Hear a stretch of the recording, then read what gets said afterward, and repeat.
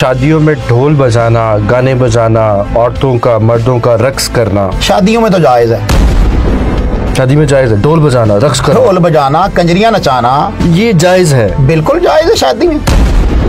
नवाब तो बहुत सारे ऐसे आलिम दीन हैं जो इसको हराम करार देते हैं कि गाना बजाना, औरतों का रक्स करना, और आप कह रहे हैं जायज है। शादियों में जायज है ना, निकाह में हराम है। ये तो दो तरह की बातें होगी ना अलावा। शादी और चीज है, शादी निकाह नहीं है। अच्छा, यानी कि निकाह वाले दिन जो है वो आप रक्स नहीं कर सकते, उससे आगे पीछे वाले दिन। शादी और निकाह में फर्क है। अब मैं ये समझाना चाह रहा हूँ, भी समझा दें अलावा साहब। शादी वो आपकी अपनी मर्जी की, रस्म और रिवाज की, इलाके के तर्जो तमद्दन की, आपके जनाब मन चाहिए वो शादी है जिसको आपने शादी का नाम दिया है। निकाह वो है जो अल्लाह और उसके रसूल की फरमाबरदारी में आप कर रहे हैं। जब अल्लाह और उसके रसूल की फरमाबरदारी में होगा तो वहां ढोलक भी नहीं होगी, वहां म्यूजिक भी नहीं होगा, वहां डांस भी नहीं होगा, वहां भंगड़ा भी नहीं होगा, वहां नाचने वालियां भी नहीं होंगी, वहां ये सारा कुछ शराब के दौर नहीं चलेंगे, वहां पर बेहयाई के जाम नहीं लुटेंगे, वहां पर शर्मो हया होगा, वहां पर इफ्फत और पाकदामनी होगी। निकाह के मौका पर कितनी कवारियों को, शादी के मौका पर कितनी कवारियों के साथ एक दूसरे के रिलेशन बनते हैं, जबकि निकाह में तो ऐसा नहीं होता। निकाह तो एक मुकद्दस रिश्ता है जिसका हुक्म अल्लाह जुल जलाल वल इकराम ने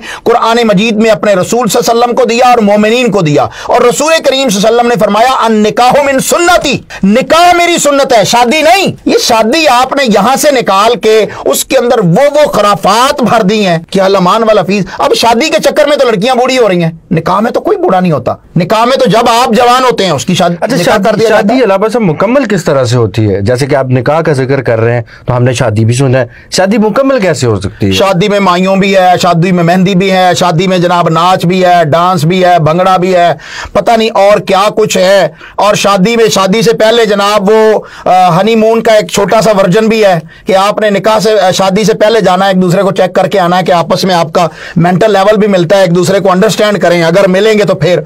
ये तो सारा शादी के नाम पर इस वक्त तूफान बदतमीजी बपा है ना। शादी के नाम पर कल्चर जो है वो शादी हाल के कल्चर है, और उसके अंदर फिर जो कुछ हो रहा है वो सारा कुछ है। इस्लाम ने सादगी का हुक्म दिया है, आप सादगी को अख्तियार करें, आपके घरों में अल्लाह की बरकत आएगी, रहमत आएगी।